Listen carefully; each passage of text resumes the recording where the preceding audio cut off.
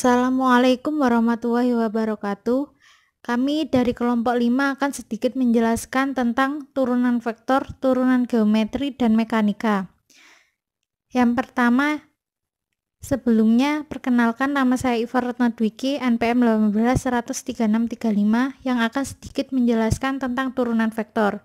Dan untuk pemateri kedua yaitu Ana Nur Anisah, NPM 1813635, yang akan menjelaskan tentang turunan geometri. Dan yang terakhir yaitu Nafisatus Sayyidah, NPM 1813650, yang akan menjelaskan tentang mekanika. Langsung saja ke materi yang pertama yaitu turunan vektor.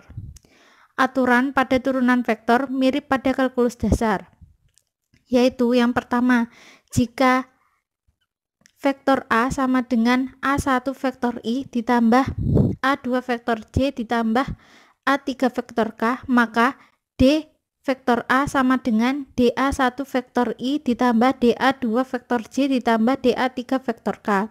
Yang kedua, D dalam kurung vektor A dikali vektor B sama dengan vektor A dikali D vektor B ditambah D vektor A dikali vektor B. Yang ketiga, D dalam kurung vektor A dikali vektor B sama dengan vektor A dikali D vektor B ditambah D vektor A dikali vektor B. Dan yang terakhir yaitu jika vektor A sama dengan vektor A dalam kurung X, Y, Z, maka D vektor A sama dengan turunan parsial vektor A per turunan parsial X dx ditambah turunan parsial vektor A per turunan parsial Y dy ditambah turunan parsial vektor A per turunan parsial Z dz. Sekian dari saya. Untuk materi selanjutnya saya serahkan kepada Ana Nur Anisah. Perkenalkan, saya Ana Nur Anisah dengan NPM 1813624. Di sini saya akan melanjutkan penjelasan dari pemateri lama. Dan di sini saya akan menjelaskan tentang turunan geometri. Turunan geometri ini melibatkan pembahasan tentang kurva ruang dan bidang. Jika kurva C dalam ruang R pangkat 3 adalah sebuah kurva yang didefinisikan oleh kurva RU, maka dapat diketahui D vektor R per DU merupakan vektor dalam arah tangen C. Dan jika sakelar U dianggap sebagai panjang S yang diukur dari satu titik tertentu C, maka T sama dengan DR per DU adalah sebuah vektor singgung satuan pada C. Laju perubahan T terhadap S adalah ukuran dari kelengkungan C dan dinyatakan dengan dt per ds. Arah dari dt per ds ini pada sebarang titik C adalah normal terhadap kurva pada titik tersebut. Jika n adalah sebuah vektor satuan dalam arah normal ini, maka n disebut juga dengan normal utama pada kurva. Jadi dt per ds sama dengan kn, di mana k disebut kelengkungan dari C pada titik yang dispesifikasikan. Jadi besaran ruh sama dengan 1 per K disebut juga dengan jari-jari kelengkungan.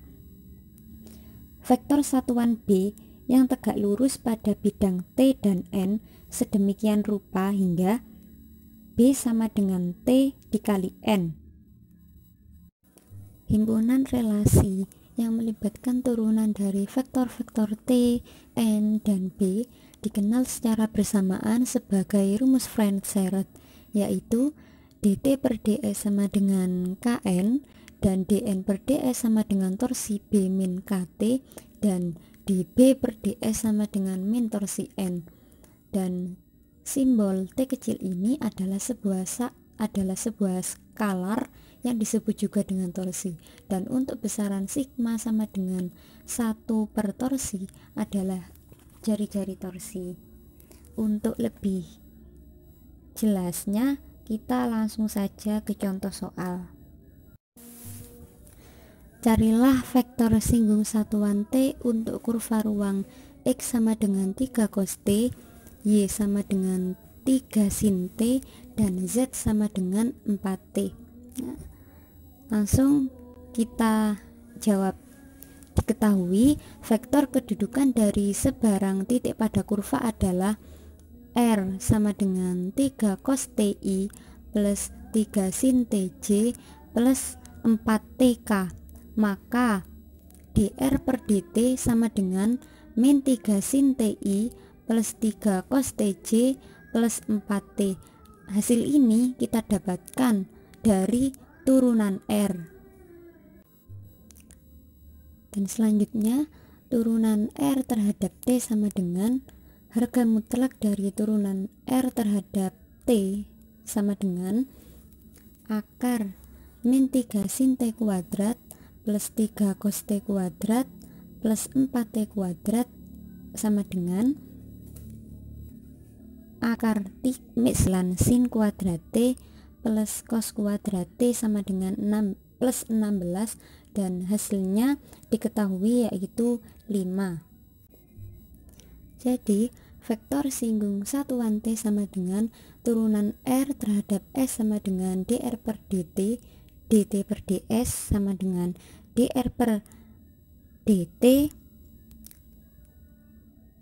turunan terhadap ds per dt sama dengan min 3 sin ti plus 3 cos tj plus 4k per 5 sama dengan min 3 per 5 sin ti plus 3 per 5 cos j plus 4k.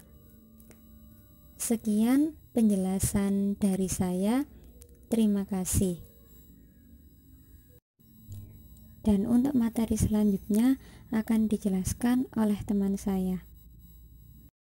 Assalamualaikum warahmatullahi wabarakatuh.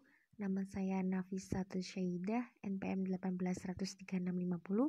Di sini saya sebagai pemateri terakhir akan menjelaskan tentang mekanika. Dalam mekanika, sering dilibatkan studi tentang pergerakan partikel sepanjang kurva. Studi ini dikenal dengan istilah kinematika.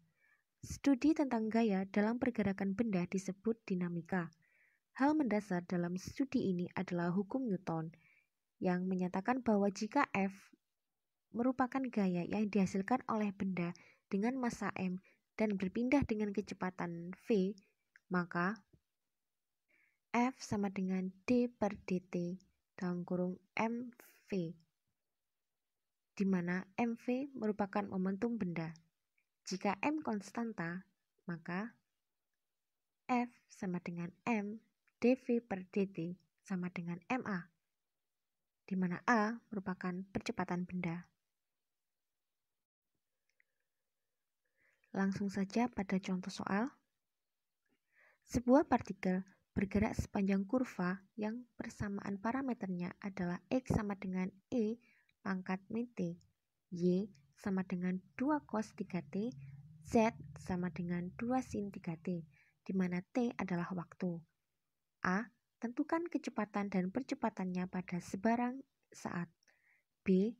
Carilah besar dari kecepatan dan percepatan pada T sama dengan 0. Untuk penyelesaian yang A, vektor kedudukan R dari partikel adalah R sama dengan XI plus YJ plus ZK sama dengan E pangkat min TI plus 2 cos 3TJ plus 2 sin 3TK. Maka kecepatannya V sama dengan dr per dt sama dengan min E pangkat min TI min 6 sin 3TJ plus 6 cos 3TK. Hasil dari kecepatan tersebut diperoleh dari turunan vektor kedudukan R dari partikel. Dan percepatannya A sama dengan d kuadrat R kuadrat per dt sama dengan min E pangkat min TI min 18 cos 3TJ plus 6 cos 3TK. Hasil dari percepatan tersebut diperoleh dari turunan dari kecepatan.